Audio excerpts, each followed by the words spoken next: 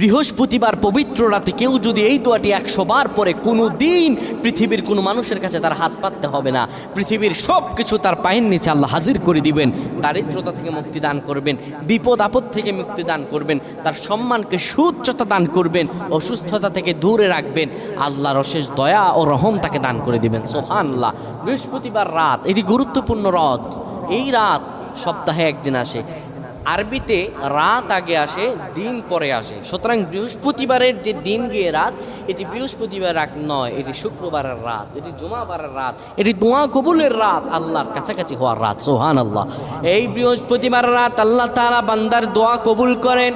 কেউ যদি বৃহস্পতিবার রাতে ঈশা নামাজের পরে পবিত্র হয়ে ইয়া হাইয়ু ইয়া হাইয়ু ইয়া হাইয়ু ইয়া রফিয়ু ইয়া রফিয়ু ইয়া রফিয়ু এই দোয়াগুলো পড়তে পারে 100 বার, আল্লাহ রাব্বুল আলামিন তার